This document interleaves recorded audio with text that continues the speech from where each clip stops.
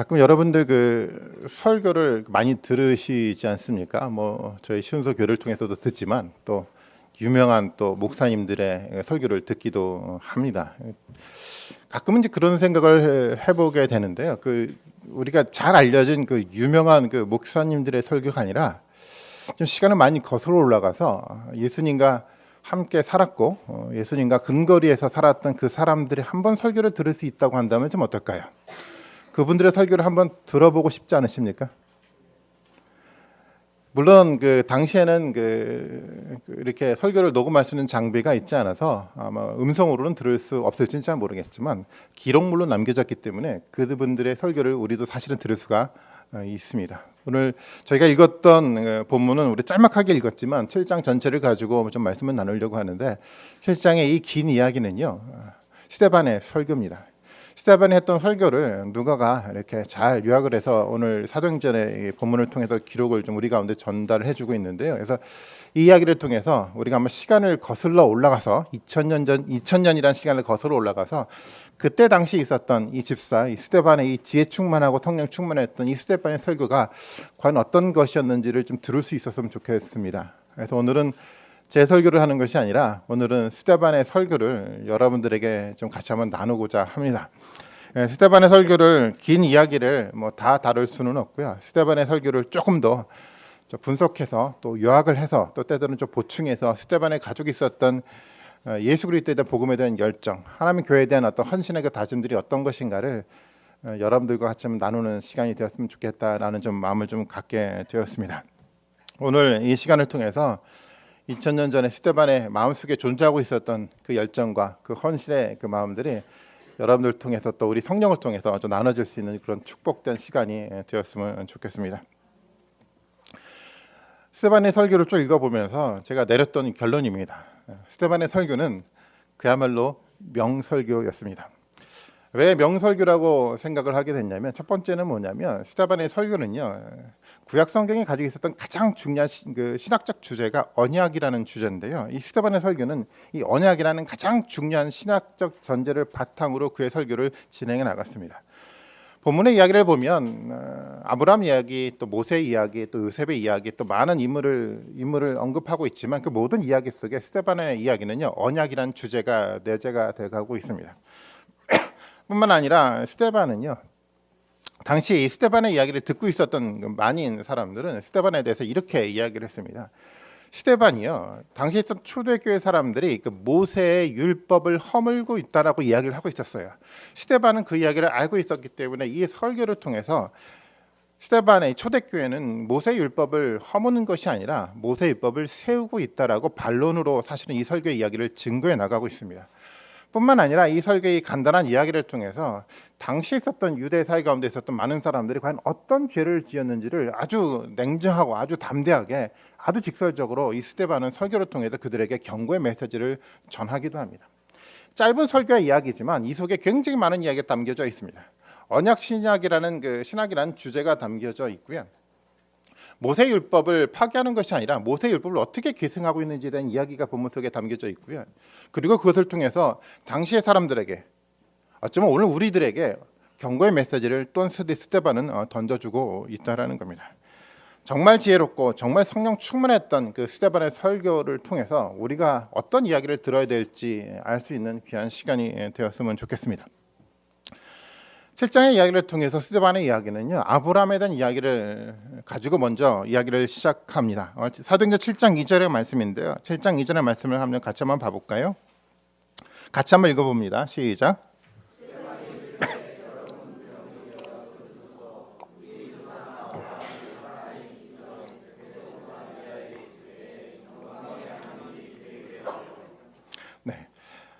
유대인들이 생각했던 그들의 조상이었던 아브라함에 대한 이야기를 먼저 꺼냈는데요. 아브라함이 메소포타미아에 있었을 때 하나님이 아브라함에게 나타났다라고 증언해 나가고 있습니다. 그들의 조상이었던 아브라함에게 하나님이 나타나셨습니다. 당시에 아브라함은요, 하나님의 사람이 아니었고요, 우상의 도시 속에 살아가고 있는, 세상 속에 살아가고 있는 한 인물이었습니다. 그 인물 가운데 하나님이 나타나셨다라고 성경은 기록을 하고 있어요. 도대체 왜 하나님이 아브라함에게 나타나셨습니까? 이유가 뭘까요? 하나님이 아브라함에게 나타났던 이유는 하나였습니다. 아브라함을 통해서 어떤 나라를 세우려고요? 하나님의 나라를 세우시기 위해서 하나님은 아브라함에게 나타났습니다. 오늘 우리의 말로 말한다고 한다면 하나님은요, 하나님의 교회를 세우시기 위해서요, 세상 가운데 특별히 아브라함을 선택해서 아브라함에게 나타났다라고 스데반은 이야기를 하고 있습니다. 그리고요, 이 하나님은 아브라함과 언약의 관계를 맺습니다. 7장 8절의 말씀을 보면 그 단어가 표현이 돼가고 있는데요, 할례의 언약을 아브라함에게 주었다라고 표현하고 있어요. 하나님은 아브라함을 선택을 했고요, 아브라함과 언약을 맺었다라고 이야기를 하고 있습니다. 언약이라는 말을 좀 다른 말로 바꾼다고 한다면 계약이라는 단어가 좀 더 우리에게 익숙한 단어일 거라고 생각을 합니다. 계약이라는 것은 어떤 단어입니까? 쌍방 가운데 어떻게 되죠? 서로 간에 약속을 하는 겁니다. 쌍방 가운데 어떻게 하겠다라는 약속의 다짐들을 문서로 만들어 놓고요, 그것을 지켜나가자라고 계약을 맺는 겁니다. 그래서 이 언약은요, 이 계약은요, 양측이 함께 이루어가야 한다라는 겁니다. 어떤 약속이 이 아브라함과 하나님 가운데 만들어졌습니까? 이런 약속이 이루어졌습니다. 하나님이 아브라함에게 약속을 합니다. 어떤 약속을 하죠? 나는 너에게 영원토록 하나님이 되어주겠다라고요. 아버지가 되어주겠다라고 약속을 하는 겁니다. 나는 영원토록 너를 지키고 너를 보호해주겠다라고 하나님은 아브라함에게 약속을 하셨습니다. 그렇다고 한다면 인간은 어떤 약속을 했습니까? 하나님 이런 약속을 했을 때 인간도 반응을 했죠. 약속을 했습니다. 어떻게 약속을 했습니까? 나는 하나님을 진짜 나의 아버지로, 하나님으로 모시고 따르겠습니다. 또 다른 말로 말한다고 한다면 하나님이 하셨던 그 말씀들을 나는 철저하게 순종하고 살아가겠습니다라는 다짐의 그 약속을 아브라함은 하나님에게 했습니다. 이것이 양측에서 이루어졌던 약속이었고요. 그래서 이 약속들이 잘 지켜지고 만들어져 간다는 것은 양측에서 이 서로 간에 약속했고 결단했던 그 이야기가 변함없이 이루어져 갈 때 이 언약은, 이 계약은 변하지 않고 영원토록 우리 가운데 지속될 수 있었습니다. 그렇다고 한다면 첫 번째 우리가 먼저 생각해야 될 것이 있는데요, 정말 하나님은 아브라함과 맺었던 그 언약 앞에 신실했습니까?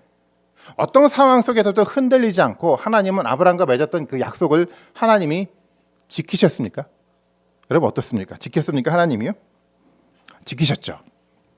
하나의 사건을 소개를 해드리도록 하겠습니다. 아브라함에 대한 이야기인데요. 아브라함이 이제 한 번은 그 팔레스타인의 이스라엘 땅에 살아가고 있는데 기근이 들었어요. 먹을 것이 있지 않았어요. 환란이 그 아브라함 가운데 경험이 됐고요. 이 환란 가운데 있을 때 아브라함은 어떻게 하냐면 식량을 구하기 위해서 애굽으로 내려가게 됩니다. 근데 애굽으로 내려가는데 아브라함에게 문제가 생겨났어요. 그 문제가 뭐 때문에 생겨났는지 아십니까? 부인이었던 사라 때문에 문제가 생겨났어요. 이 사라가 사실은 아브라함의 부인이었던 사라가 너무도 예쁘게 생겼어요. 그것이 문제가 됐어요. 당시의 그 사회는요, 고대 사회는 이런 문화가, 그런 사회였었어요. 그 남편이 있고 부인이 있는데 부인이 너무 예뻐요. 낯선 도시에 갔는데 그 부인이 너무 그 도시 사람들이 마음에 들어요. 그럼 어떻게 합니까? 그 부인이 남편을 죽여요. 죽이고 어떻게 합니까? 그 부인을 데려가요. 아브라함은 알았거든요. 그래서 애굽으로 내려갔는데 문제가 고민이 되기 시작했어요. 분명하게 자기 사라 부인이 예뻤기 때문에 사람들은 자기를 죽이고 사라를 데려갈 것을 알고 있었기 때문에 아브라함은 뭐라고 얘기를 합니까? 사람들에게 이 사라가 누구라고요? 자기의 누이라고 속여요. 누이라고 속였는데요. 이 사라에 대한 관심이 이제 어디까지 이제 만들어져 가기 시작했냐면 당시에 애굽에 있었던 왕이 관심을 가지기 시작했어요. 그래서 애굽 왕이 누구를 데려갑니까? 사라를 데려가요. 문제가 생겨나기 시작했죠. 위기에 봉착하기 시작했어요. 어쩌면 아브라함에게 위기가 생겨났지만 보다 더 근본적인 위기가 뭔지 아십니까? 하나님은 아브라함과 사라에게 약속을 했잖아요. 어떤 약속을 했습니까? 자녀를 낳고 자녀를 통해서 하나님의 나라를 세우겠다고요. 근데 지금 아브라함은 누구를 뺏겨가고 있는 위기 가운데 있습니까? 사라를 뺏겨가기 시작했어요. 뭐가 깨져가게 될 위기였습니까? 하나님 했던 약속이 깨져갈 위기에 아브라함은 처해 있었습니다. 이것이 아브라함의 위기였었어요. 이런 위기의 상황 속에서 과연 하나님은 변함없이 아브라함과 맺었던 언약을 신실하게 지켜 나갈 수 있었을까요? 사실 이 이야기는요, 아브라함과 사라의 관계된 문제뿐만 아니라 오늘 우리 가운데서도 동일하게 주어지는 그 이야기라고 생각을 하게 됩니다. 우리도요, 하나님의 약속을 하셨어요. 하나님의 교회를 세우겠다라는 그 약속을 받고 우리가 살아갑니다. 하지만 우리 마음속에 계속 끊임없이 생겨나는 의문이 있지 않습니까? 하나님이 약속을 하셨는데, 내 가운데 약속을 주셨는데, 과연 내 가운데 주셨던 하나님의 이 약속을 하나님이 지켜 나가실까요? 때때로 우리가 살아가다 보면 환난도 생겨나고 위기도 우리 가운데 많이 경험을 하게 됩니다. 이런 위기 속에서도 하나님은 변함없이 우리를 지키시고 하나님 우리를 보호하실까요? 여러분 마음에 어떤 생각이 듭니까? 어쩌면 우리도 그런 마음과 그런 생각들을 하고 있었는지 모르겠어요. 과연 내 삶 속에 하나님은 이 약속을 지키실까? 오늘 본문의 이야기를 통해서, 성경의 이야기를 통해서, 우리는 아브라함의 이야기를 통해서 우리는 하나님의 모습을 볼 수 있게 되었습니다. 사라의 일로요, 위기를 경험했을지 모르겠지만 애굽 왕의 사라 때문에 어떤 일들을 하나님 만드셨습니까? 성경에 보니까 애굽 왕에게 재앙을 내렸다라고 얘기를 하고 있어요. 재앙이 일어났어요. 애굽 왕은요, 이 재앙이 어떤 것인지 구체적으로 얘기를 하지는 않았지만 분명한 것은 뭐냐면 이 재앙이 누구를 통해서요? 하나님을 통해서 온 것임을 그는 알았어요. 그래서 그가 어떻게 합니까? 애굽 왕이 사라를 아브라함에게 돌려보냅니다. 이야기를 통해서 우리는 뭐를 확증합니까? 하나님이 약속을 지키셨다는 겁니다. 하나님은 아브라함과 맺었던 그 약속을요, 하나님이 잊지 않으시고요, 어떤 위기 속에서도요, 하나님은 아브라함과 맺었던 그 언약을 신실하게 지켜 나간다라는 겁니다. 이것이 언약 백성에 대한 하나님의 태도였습니다. 또 다른 이야기를 스데반은 설교를 통해서 하게 됩니다. 두 번째 이야기는 누구에 대한 이야기냐면 요셉에 대한 이야기였습니다. 아시는 것처럼 요셉은 어떤 사람이었습니까? 요셉은 꿈의 사람이었어요. 꿈을 꾸고 살았던 사람이었습니다. 해와 달과 별들이 자신에게 절하는 그 꿈을 요셉은 꾸었습니다. 물론 요셉은 그 꿈의 의미가 무엇인지를 잘 알지 못하고 살아갔어요. 그리고 또한 이 요셉은 이 꿈 때문에 어떤 삶을 경험하게 됩니까? 이 꿈 때문에 오히려 요셉은 고통을 받기 시작합니다. 누구로부터 버림을 받았습니까? 첫 번째, 어떤 그 버림을 받은 형들로부터 어떻게 됐죠? 버림을 받았어요. 그리고 또 요셉은 누구에게도 버림을 받습니까? 형들로부터 버림받아서요, 애굽에게 노예로 팔려갔는데 거기서 또 누구에게 버림을 받습니까? 보디발에게 또 버림을 받고요. 또 감옥에서 만났던 사람, 술 맡던 관원에게 이 요셉은 버림을 받게 됩니다. 분명하게 요셉은 의미도 잘 모르고 인생들을 살아가고 있었는지 잘 모르겠어요. 하지만 시간이 지나가면서 하나님이 요셉에게 그 꿈의 의미가 무엇인지를 조금씩 보여줘가기 시작을 했습니다. 어떤 일들이 생겨났습니까? 요셉은요, 애굽의 총리가 돼갔어요. 그리고 또 다른 일들이 발생했죠. 총리가 되었을 때 당시에 있었던 지역 가운데 뭐가 만들어졌냐면 심각한 기근이 생겨나기 시작했어요. 가뭄 때문에 식량이 다 사라져가기 시작했습니다. 그것은 애굽 사람뿐만 아니라 누구에게도 그런 위기가 닥쳤습니까? 야곱의 아들들이었던 하나님의 언약 백성들 가운데서도 이런 위기가 닥쳤어요. 그들은 위기가 경험돼 가기 시작했습니다. 하나님의 복 주시겠다고 했던 그 언약 백성들 가운데 기근이란 위기가 경험이 돼 가기 시작을 했어요. 그런데 우리는 한 가지 사실을 발견합니다. 이 위기가 있었는데 하나님은 오래전부터 누구를 준비시켰습니까? 요셉을 준비시켰어요. 요셉에게 꿈을 주었고요. 그 꿈들을 이뤄가면서 하나님은 애굽 땅 가운데 요셉을 준비시키면서 어떤 그 나라를요, 하나님의 언약 백성이었던 이 야곱의 가족들을 회복시키는 일들을 하나님이 만드셨다는 겁니다. 이것을 통해서 우리는 뭐를 알게 됩니까? 하나님은요, 오래전부터요, 하나님이 이 약속을 지키시기 위해서 하나님은 준비를 해나가셨다는 겁니다. 이것이 하나님의 언약 백성에 대한 하나님의 신실함이었습니다. 이 하나님의 신실함의 절정은요, 저는 그 누구를 통해서 드러났냐면 바로 예수 그리스도를 통해서요. 아담이요, 하나님께 불순종했어요. 아담은 에덴에서 쫓겨났어요. 아담은요, 심판을 받은 위기 가운데 봉착이 됐습니다. 하지만 하나님 누구를 준비시켰습니까? 그때부터요, 예수 그리스도를 준비시켰어요. 예수 그리스도를 준비시키고요, 하나님의 언약했던 그 언약 백성들을 구원하시기 위해서 아주 창세 전부터 하나님이 예수 그리스도를 준비시키고 계획해 나가셨다라는 겁니다. 이것이 바로 하나님의 철저한 신실함의 모습이었습니다. 하나님 우리를 하나님의 언약 백성으로 삼으셨다고 한다면요, 이 교회 공동체를 하나님의 교회로 하나님이 선택했다고 한다면 하나님의 신실함이 여러분들 가운데 함께할 것입니다. 그 하나님의 신실함이요, 이 신소교회 공동체 가운데 저는 함께할 거라고 믿습니다. 우리는 또 다른 이야기를 발견하게 되는데요, 모세 이야기를 또 발견하게 됩니다. 애굽 땅 가운데 이스라엘 백성들이 살았어요. 몇 년 동안 살았습니까? 400년 동안 살았어요. 400년 동안 긴 시간들을 살아가면서 이스라엘 백성들은 어떻게 살아갑니까? 하나님을 잘 기억하고 살아갔을까요? 아니요. 그들은 하나님을 잊어버렸어요. 400년이라는 시간을 지나가면서 그들은 까마득하게 하나님에 대한 기억들을 잃어버려 가기 시작했습니다. 어떻습니까? 하나님의 언약 백성들이 하나님을 잃어버렸을 때 하나님도 하나님의 언약 백성을 잃어버렸을까요? 하나님은 언약 백성들을 잃어버리지 않았습니다. 이스라엘 백성들은 하나님을 까마득하게 잊어버렸을지 모르겠지만 하나님은 결코 하나님의 백성을 포기하시지 않았습니다. 그래서 하나님 누구를 또 준비시켰습니까? 모세를 준비시키기 시작했습니다. 왕궁에서 40년 동안 준비시켰고요. 광야 속에서 또 다른 40년 동안 하나님은 모세를 준비시켰습니다. 이스라엘 백성들을 까마득하게 잃어버렸을지 모르겠지만요. 하나님이 잊어버리지 않고 하나님이 신실하게 모세를 통해서 다시 한번 이스라엘 백성들을 구원하고자 하는 하나님의 계획들을 가지고 있었습니다.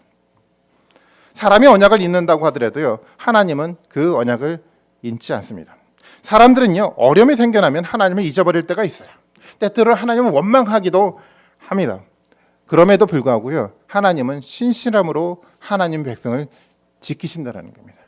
이것이 스데반이 설교를 통해서 강조하고자 했었던 하나님의 신실한 모습이었습니다. 그렇다고 한다면 우리는 두 번째 이야기를 해나가야 합니다. 인간 편 속에서 과연 이 언약을 인간은 어떻게 지켰느냐의 문제입니다. 앞서 말씀을 드렸던 것처럼 언약은 쌍방 가운데 이루어지는 약속입니다. 하나님도 약속을 지켜야 되지만 누구도 약속을 지켜야 됩니까? 인간도 그 약속을 지켜 나가야 합니다. 그래야지 그 계약이 완성이 돼갈 수가 있습니다. 그런데 어떻습니까? 인간의 모습을 보면요. 인간은 하나님 앞에 신실했습니까? 아니요, 신실하지 못했어요. 누구를 보면 알까요? 우리를요. 아닌가요? 사도행전 7장 39절의 말씀을 같이 한번 보겠습니다. 사도행전 7장 39절의 말씀을 같이 한번 읽어봅니다. 시작.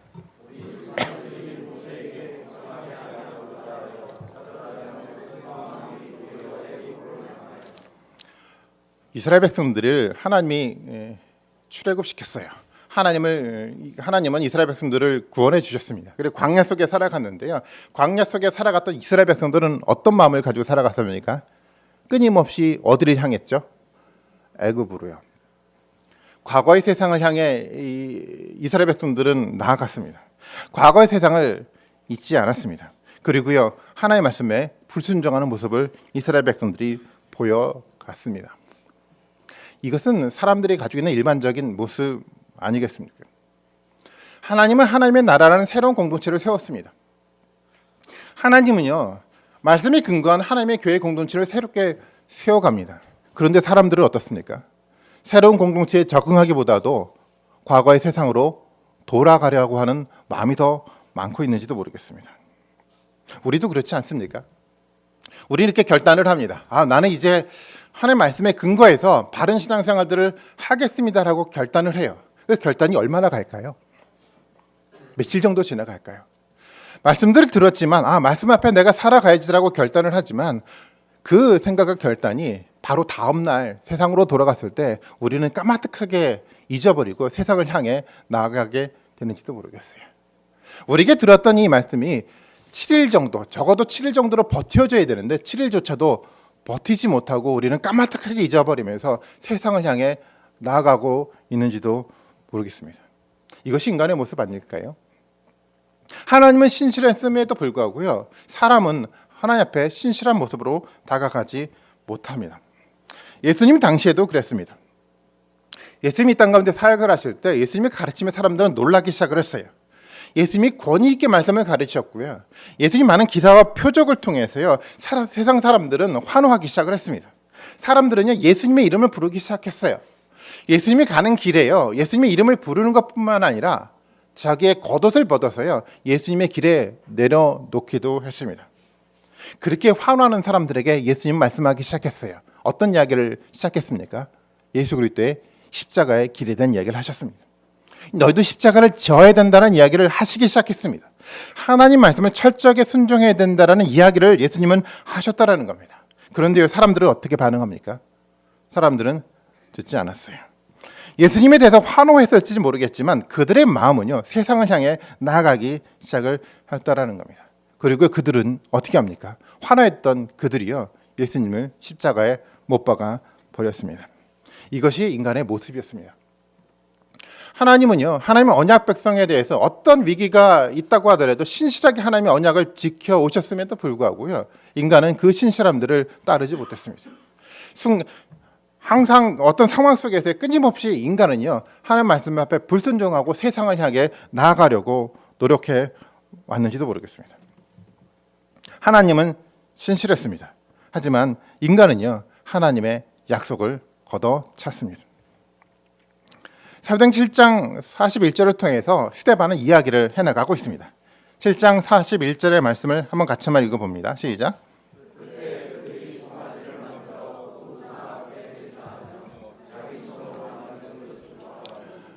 우리가 잘 아시는 이야기죠. 이스라엘 백성들은요, 금으로 뭐를 만들었습니까? 송아지를 만들었어요. 우상을 만들어 놨습니다. 그리고 제단을 세워놓고요, 그것 앞에 이스라엘 백성들은 제사를 지냈습니다.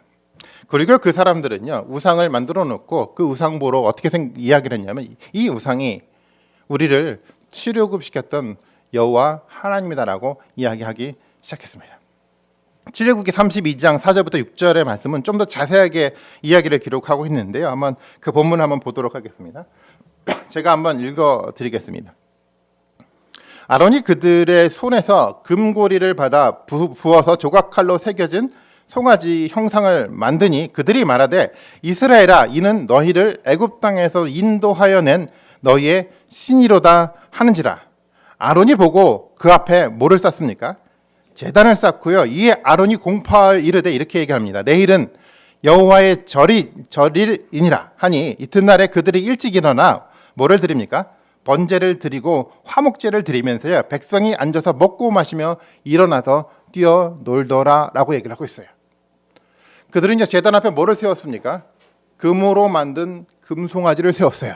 그리고 그들은 뭐라고 이야기를 했습니까? 이 금송아지가 여호와 하나님이다라고 그들은 선언을 해나가고 있습니다. 그리고 그들은요, 그 우상 앞에서 번제를 드리고 제사를 하고 예배를 하면서요, 그들은 먹고 마시면서 뛰어놀던 이야기를 성경은 기록을 하고 있다는 겁니다.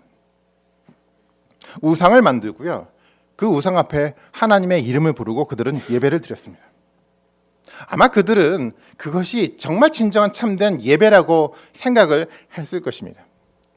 하지만 성경의 증언처럼요, 그들은 하나님을 예배하지 않았습니다.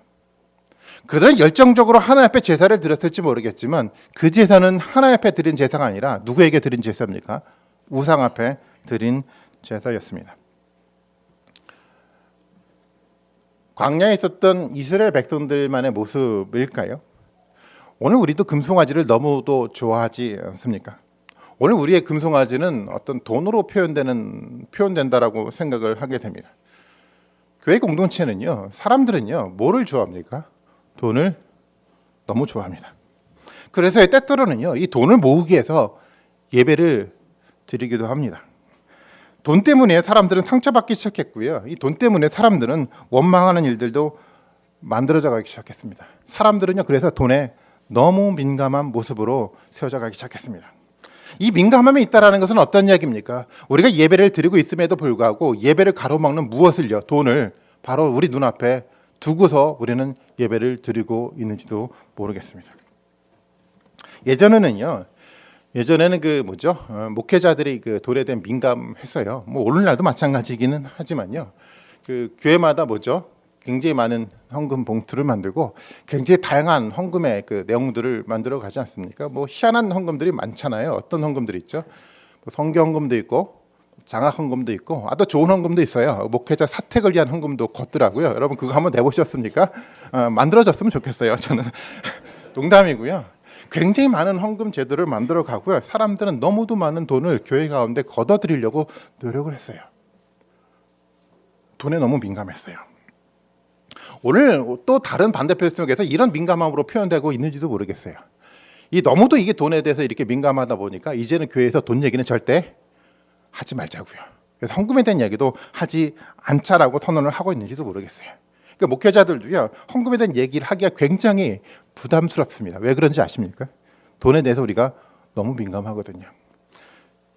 사실은 어떤 사람들은요, 교회 가운데 다양한 헌신을 해요. 어떤 분들은 선교를 열정적으로 다녀와서 헌신들을 하면 우리는 어떻게 합니까? 선교를 열정적으로 다녀온 사람들에게 격려하고 박수를 쳐줘요. 그런데 우리는 돈에 너무 민감해가지고요, 열정적으로 돈을 가지고 하나님 앞에 헌신했었음에도 불구하고 우리는 어떤 격려도 하지 않으려고 하고 있습니다. 바른 길이라기보다도 어쩌면 우리 마음속에 뭐에 대한 것들, 민감함들이 있습니까? 돈에 대한 민감함들이 우리를 너무도 우리 마음을 차지하고 있는지 모르겠습니다. 예배를 드리고 있는데 우리 마음속에 이 돈에 대한 민감함들이 하나님과 나와의 관계 속에서 가로막는 어떤 장애물들이 우리 가운데 만들어져 가고 있다는 겁니다. 이런 민감함들이요, 예배 가운데 있으면서 우리는 하나님 앞에 예배를 드리고 있습니다. 사람들은 우리 교회 가운데 중심이 되어야 될 예수 그리스도의 십자가를 걷어내고 있습니다. 예수 그리스도의 십자가를 걷어내고요, 그 가운데 다른 어떤 그 무엇인가를 세워놓으려고 노력하고 있다는 겁니다. 십자가를 지겠다라는 결단이 우리 가운데 드려지지 않은 상태 속에서 우리는 예배를 열정적으로 드리고 있습니다. 말씀을 깊이 있게 묵상하고요, 그 말씀 앞에 철저하게 순종하겠다라는 이 언약적 결단이 우리 가운데 사라진 지 오래임에도 불구하고 우리는 지금 열정적으로 예배를 드리고 있습니다. 우리가 누구에게 예배를 드리고 있는 것입니까? 스데반은 이야기를 해나가면서 유대인들에게 선언을 했습니다. 오늘 설교의 제목인데요, 51절에 말하고 있는 것처럼 뭐라고 얘기를 합니까? 목이 곧고 마음과 귀에 할례를 받지 못한 사람들아, 너희도 너희 조상과 같이 항상 성령을 거스르는도다. 스데반의 선언이었습니다. 하나님을 예배하던 그 사람들 가운데 스데반은 이야기를 했습니다. 너희가 성령을 거스르고 있다라는 겁니다. 스데반은 정말 담대하게 이야기를 했습니다. 이 선언이 있음과 동시에 어떤 고난이 그에게 주어질지 아마 스데반은 당연히 알고 있었을 것입니다. 그럼에도 불구하고 그는 거침없이 이런 선언의 이야기를 해나가고 있습니다. 하나님 없이 하나님을 이야기했던 거짓된 이 신앙 앞에서 스데반은 거침없는 경고의 메시지를 하고 있습니다. 이 경고의 메시지는 스데반의 경고가 아니라 사실은 성령의 경고입니다. 오늘날도 마찬가지라고 생각이 됩니다. 교회 안에 있으면서 우리가 예배를 드리고 있음에도 불구하고 신앙을 왜곡하고 하나님이 아니라 또 다른 그 무엇인가를 만들어 놓고 우리가 예배를 드리고 있다고 한다면 스데반의 얘기처럼 우리는 성령을 거스리는 사람이 될 수밖에 없습니다. 스데반의 이야기를 계속해서 들어봐야 합니다. 하나님은요, 이스라엘 역사를 통해서요, 언약 관계를 자꾸만 떠나가고 있는 이스라엘 백성들의 가운데 계속된 하나님의 선지자를 보냈습니다. 선지자를 통해서 이스라엘 신앙들을 회복하기를 하나님 원하셨습니다.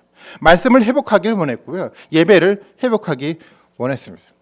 근데 이스라엘은 어떻게 반응했습니까? 하나님의 말씀을 들었으니까요, 이제 그들이 말씀으로 돌아서겠다라고 결단을 했습니까? 물론 일시적으로 그런 결단도 있었습니다. 하지만 궁극적으로 그들은 어떻게 했습니까? 하나님의 선지자를 죽였습니다. 듣기 싫은 이야기를 했던 선지자래요. 마음에 원하지 않는 그 이야기가 들려졌을 때 그들은 마음이 불편했습니다. 거추장스러웠습니다. 그래서요, 그들은 선지자를 죽였습니다. 오늘 우리는 어떻습니까? 스데반의 거침없는 지적은 계속해서 진행이 되어 가고 있습니다. 이스라엘 백성들의 조상들이요, 선지자를 죽였던 것처럼 그 앞에 있는 사람들에게 스데반은 이야기를 합니다. 뭐라고 얘기합니까? 너희가 예수 그리스도를 죽였다라는 겁니다. 하나님의 언약 관계 속에서 하나님께 신실한 모습으로 우리가 지금 나아가고 있습니까? 하나님의 말씀을 듣고 있는데요, 이 말씀들을 부여잡고 내가 순종하겠다라는 결단의 마음을 가지고 우리가 살아가고 있습니까? 우리가 말씀 앞에 순종하지 않아서요, 예수 그리스도는 십자가에 달려 죽으셨습니다. 우리가 지금도 불순종하고 있다는 것은 또 다른 말로 말한다고 한다면 우리가 지금 예수 그리스도를 죽이고 있다는 말이 될 것입니다. 스데반의 이 지적에 대해서 여러분들은 어떻게 반응하시겠습니까? 이스라엘 백성들을 향한 스데반의 이 경고의 메시지, 오늘 우리를 향한 성령의 이 경고의 메시지 가운데 우리는 어떻게 반응해야 할까요? 스데반의 설교를 듣고 있었던 사람들뿐만 아니라 세상의 모든 사람들은 언약의 관계에서 실패를 했습니다. 하나님은 너무도 신실했는데도 불구하고요, 사람들은 그렇게 신실하지 못했어요. 말씀에 불순종했고요, 하나님이 아니라 세상을 섬겨갔습니다. 이제 우리는 어떻게 해야 합니까? 그런 우리 가운데요, 하나님 우리에게 새로운 언약을 주셨습니다. 그 새로운 언약을 또 다른 말로 말한다고 한다면 십자가 언약입니다. 우리는 언약 앞에 실패했을지 모르겠지만 하나님 또 다른 가능성들을 우리에게 열어주셨습니다. 누구를 보내셨습니까? 예수 그리스도를 보내셨어요. 그리고 예수 그리스도가 어떤 것들을 회복시켜 나갑니까? 언약의 관계를 회복시켰어요. 하나님에 대해서 우리가 불순종함으로 언약이 깨졌을지 모르겠지만 그 언약의 관계를 누가 회복시켜 줬습니까? 예수 그리스도가 회복시켜 줬어요. 아시는 것처럼 예수님의 삶들은 어떻게 사라져 갔습니까? 철저하게 어떻게 해요? 하나님의 말씀 앞에 순종함으로 살아갔어요. 우리가 잘 알고 있지 않습니까? 겟세마네 기도 속에서 예수님 마음이 느껴져 갑니다. 십자가를 바라보면서요, 나는 감당치 못하겠습니다라는 고백을 해요. 그럼에도 불구하고 어떤 결단을 합니까? 그럼에도 불구하고 하나님의 뜻이라고 한다면 내가 그 말씀 앞에 순종하겠습니다. 이 예수님의 순종의 절대적인 결단 때문에요, 하나님과 예수님과의 관계 속에서 언약이 성취가 됐습니다. 언약의 실현들이 돼갔다라는 겁니다. 그렇다고 한다면 이제는 우리의 문제죠. 우리는 언약 앞에 실패했을지 모르겠지만 이제는 우리 가운데 새로운 언약이 주어졌어요. 우리는 어떻게 이 언약의 관계를 회복할 수 있습니까? 우리는 실패했지만 예수 그리스도는 승리했습니다. 그래서 우리는 예수 그리스도를 믿으면 됩니다.